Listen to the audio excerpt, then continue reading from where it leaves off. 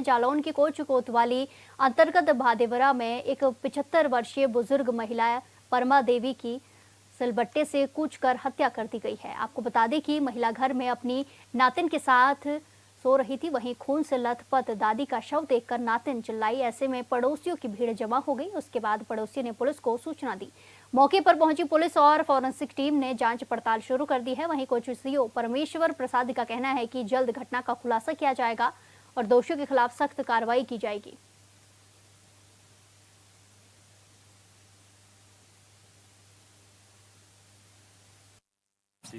आज दिनांक 12 सितंबर 2025 को गजेंद्र सनफ रमेश चंद निवासी ग्राम बदेवरा थाना कोच द्वारा 112 पर सूचना दी गई कि एक महिला को किसी अज्ञात व्यक्ति द्वारा सिर पर सिलबट्टे से वार करके हत्या कर दी गई है। उक्त सूचना पर कोतवाली कोच पुलिस द्वारा मौके पर पहुंचकर घटनास्थल को सुरक्षित करते हुए फॉरेंसिक तथा फील्ड यूनिट द्वारा गहनता से निरीक्षण कराया गया तथा शव को कब्जे में लेकर पंचायतनामा की कार्रवाई की गई। पोस्टमार्टम हेतु मोर्चरी भिजवाया गया है। प्राप्त तहरीर के आधार पर मुकदमा पंजीकृत किया जा रहा है तथा मामले को गंभीरता से लेते हुए शीघ्र अनावरण किया जाएगा।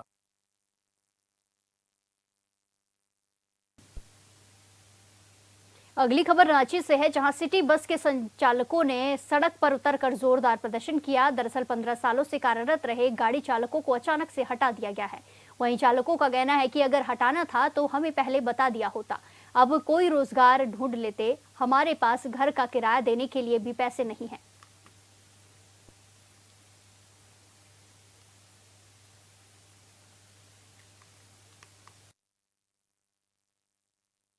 राजधानी रांची के कचहरी में खड़े हैं, जहां पर इस जगह प्रमुख जगह है जहां पर सिटी बस जो निगम की बसें हैं वो काफ़ी चलती है। पर आप हमारे पीछे तस्वीर देखेंगे तो कुछ लोग निगम के अधिकारी, जो निगम के कर्मचारी है, वो लोग यहां पर बैठ चुके हैं, क्योंकि जो बस की सेवा ये लोग 15 साल से बस की सेवा देते आ रहे हैं। लेकिन अब दुविधा ये हो गई है कि ये लोग बेरोजगार हो गए। हम सीधा इन्हीं से जुड़ेंगे। सर, आप ऐसा क्यों बैठ गए? हम क्या नौबत आ गया? भूखे मरने की कतार पे आ गए। हाँ, हम लोग 10 साल से निगम को अपना योगदान दिए, बस चलाए, बिना सूचना का गाड़ी स्थगित कर दी गई। जब पूछा गया कि काहे बंद कर दिया गया तो रात में गए घर, सुबह जब घर से आए तो बोले गाड़ी बंद है। हम बोले क्यों बंद किया गया श्रीमान, हम लोग को सूचना नहीं है। तो बोले कि गाड़ी का इसका वैलिडिटी ख़त्म हो गया। हाँ, आप लोगों को सूचना दिया गया? कोई सूचना नहीं दिया गया, जबकि नियमता कहता है कि 3 महीना पहले किसी को सूचना दिया जाता है आपको बर्खास्त कर रहे हैं नौकरी से। जब नौकरी से हमको निगम या ठेकेदार जो इसको कार्यरत हैं चला रहे थे, वो हमको बंद कर दिए कि नौकरी पर नहीं आ जाना। तो ये गाड़ी तो निगम की ही है। हम 10 साल से कार्यरत हैं, तो पहले हमको अधिकार दिया जाए, उसके बाद जिनका है उनको अधिकार दिया जाए। इसलिए हम लोग आकर के रोड पर बैठे हैं आज कि नहीं गाड़ी चलने देंगे जब तक हम लोग को समस्या का निदान नहीं होगा। मेरा बाल बच्चा कहाँ जाएगा? 2 महीना हो गया, आज टाल भटाल करते आ रहे हैं, आज दे रहे हैं, कल दे रहे हैं, आज दे रहे हैं, कल दे रहे हैं। हमने 10 गो निगम में लेटर दिए, उसका कोई रिकवरी नहीं हुआ। आप लोग अधिकारी को जानकारी भी दी? सबको जानकारी दी, आश्वासन सिर्फ दिए? सिर्फ आश्वासन दे रहे हैं, लास्ट में कह रहे हैं कि क्या करेंगे हम। अब क्या करेंगे तो मेरा बाल बच्चा कहाँ जाएगा? जो गाड़ी है इसमें मैं हमको ड्यूटी दिया जाए, हम तो यही मांग रहे हैं निगम से। उनकी संपत्ति यहाँ पड़ा हुआ है तो उसमें पहले हमको अधिकार दिया जाए। या रोड में बैठेगा तो रोड बाधित होगा ना। हम रोड को बाधित थोड़े कर रहे हैं, खाली निगम को गाड़ी को रोक रहे हैं कि जिसमें मेरा अधिकार है, जिसमें हम ड्यूटी करना चाहते हैं हमको ड्यूटी दें। ठेकेदार बात करें या निगम का पदाधिकारी बात करें। जो ठेकेदार इसका है, जो आज तक हम लोग को सामने अभी नहीं किया कि कौन इसका ठेकेदार है। मैनेजर आते हैं, कहते हैं हम तो जानबे नहीं करते हैं, मालिक जाने। तो जो इसका ठेकेदार है वो आवे हमसे बात करेंगे कि बाबू तुमको क्या समस्या है।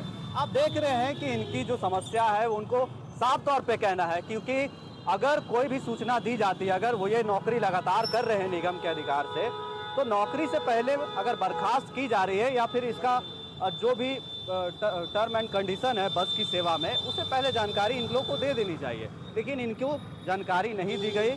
सर, जानकारी हुई थी इस बात की? क्यों कुछ जानकारी नहीं हम लोग को दिया गया। यहाँ पे एक 26 जुलाई को कार्य करके सारे स्टाफ गाड़ी खड़ा किया। 27 तारीख को जब सुबह निकालने के लिए आया तो बोलता है गाड़ी बंद हो गई है। क्यों बंद हो गई? इसका आरसी फेल हो गया है। अरे आरसी फेल हो गया है तो पहले तो आप पहले बोले थे ये पहले नई गाड़ी आएगी तो पुरानी बसों को मैं हटाऊंगा, उसे आम जनों की परेशानी हुई। आज 26 जुलाई से लेके आज आपका 12 सितंबर तक कोई सुना नहीं। इस बीच में विभाग से मैंने कितने बार बात किया, मतलब आप लोग संपर्क करने की बहुत कोशिश किया। उग्र इतना विभाग को रुपया जा रहा है, इतना घूस ले रही है, इतना घूस ले रही, बहरा हो गया है पैसा से। मेरी आवाज उसकी कान तक जा नहीं रही है। मैंने उसको नहीं है ना, ये तो 20 से 25 लेटर पैड पर लिख के दिया, लेकिन मुख्यमंत्री विष्णुदेव साय ने जगदलपुर में आयोजित छत्तीसगढ़ इन्वेस्टर कनेक्ट कार्यक्रम में मुख्य अतिथि के रूप में शिरकत की, जिसमें उन्होंने कहा कि हमारी नई औद्योगिक नीति के केंद्र में बस्तर है। खनिज संसाधनों और प्रचुर प्राकृतिक संपदा से भरा ये इलाका विकास की विपुल संभावनाएं अपने भीतर समेटे हुए हैं। हमने संकल्प लिया है कि बस्तर को मुख्य धारा में लाएंगे और इसे विकसित छत्तीसगढ़ की केंद्रीय धुरी बनाएंगे। आगे मुख्यमंत्री साय ने कहा कि जापान के टोक्यो, ओसाका और दक्षिण कोरिया के सियोल के बाद इन्वेस्टर कनेक्ट कार्यक्रम की अगली श्रृंखला के लिए हमने बस्तर संभाग का चुनाव किया है। हमें खुशी है कि इतनी जल्द ये आयोजन हम कर सके।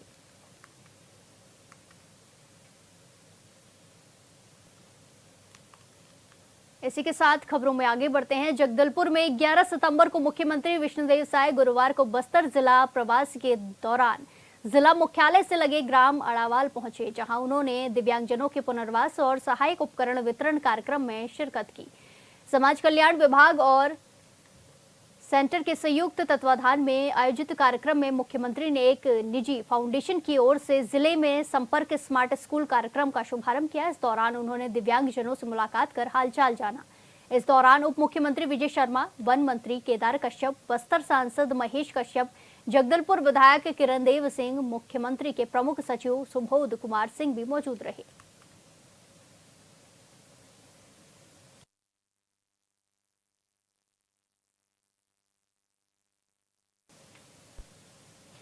बस्तर संभाग मुख्यालय जगदलपुर में छत्तीसगढ़ इन्वेस्टर कनेक्ट का आयोजन किया गया। इस दौरान मुख्यमंत्री विष्णुदेव साय ने कहा कि हमारी नई औद्योगिक नीति के केंद्र में बस्तर है। खनिज संसाधनों और प्रचुर प्राकृतिक आपदा से भरा ये इलाका विकास की विपुल संभावनाएं अपने भीतर समेटे हुए हैं। उन्होंने कहा कि हमने संकल्प लिया है कि बस्तर को मुख्य धारा में लाएंगे और इसे विकसित छत्तीसगढ़ की केंद्र धुरी बनाएंगे।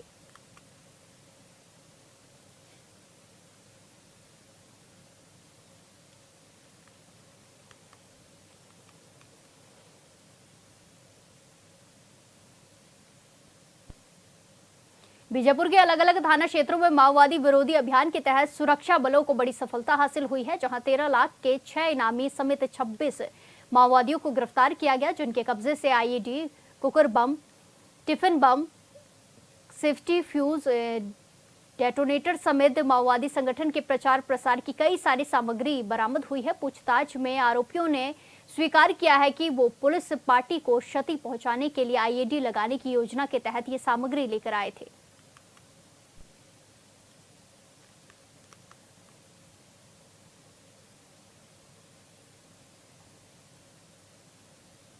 जिला बीजापुर में डीआरजी, जिला बल, एसटीएफ, सीआरपीएफ एवं कोबरा की संयुक्त टीमों द्वारा लगातार नक्सल विरोधी अभियान चलाए जा रहे हैं। इसी क्रम में जिला बीजापुर में आज एक बड़ी सफलता मिली है, जिसमें अलग अलग थानों में कुल 26 नक्सलियों को गिरफ्तार किया गया है। इन गिरफ्तार नक्सलियों में 13 लाख के 6 इनामी नक्सली भी शामिल हैं। इन नक्सलियों के कब्जे से आईडी, डेटोनेटर, कॉडेक्स वायर और माओवादी प्रचार प्रसार की सामग्री बरामद हुई है। सभी नक्सलियों को विधिवत रूप से गिरफ्तार करके न्यायिक रिमांड के लिए भेजा गया है।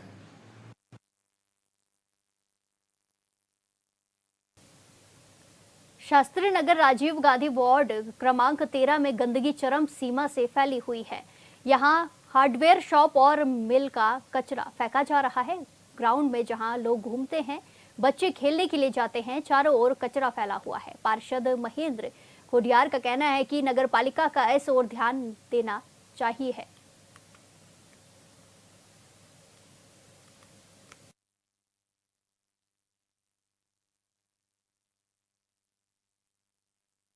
टाउन में पूरी तरह से यहाँ पे जो भी लोगों का कहना है कि जो भी यहाँ पे दुकान रहते हैं, जो भी यहाँ पे शॉप्स है, उनका पूरा कचरा दुकानदार लोग जो है कचरे को सुव्यवस्थित तरीके से नहीं फेंक के ग्राउंड में फेंक रहे हैं।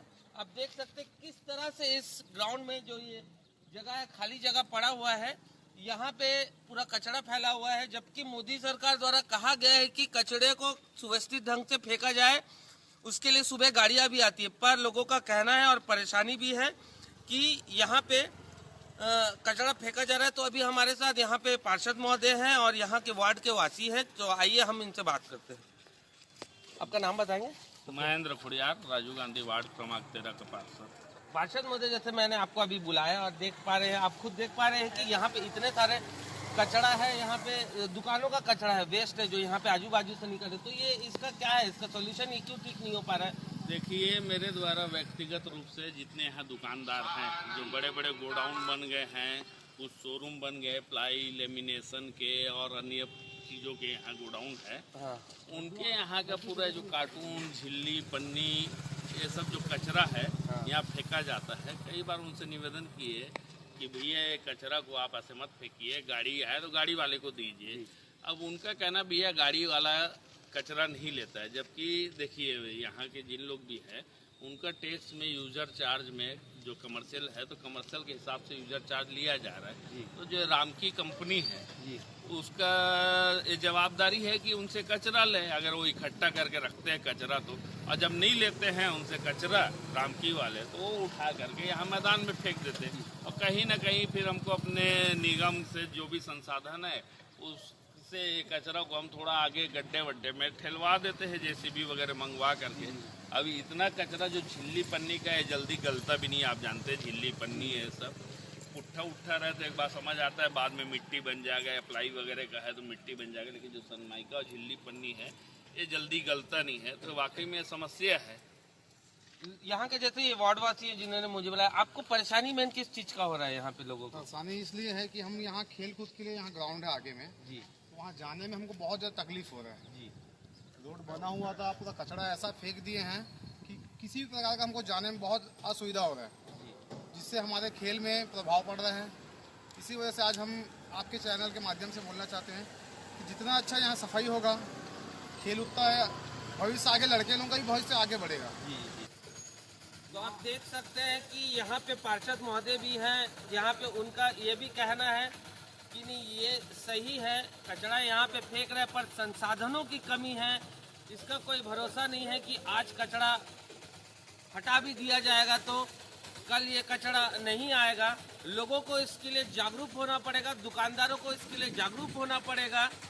और मेरा इस चैनल के माध्यम से नगर पालिका प्रशासन एवं सबसे ये अनुरोध है कि शहर को स्वच्छ बनाइए और संसाधनों को सही प्रकार से उपयोग कीजिए। HNN चैनल से राहुल सेन, रायपुर।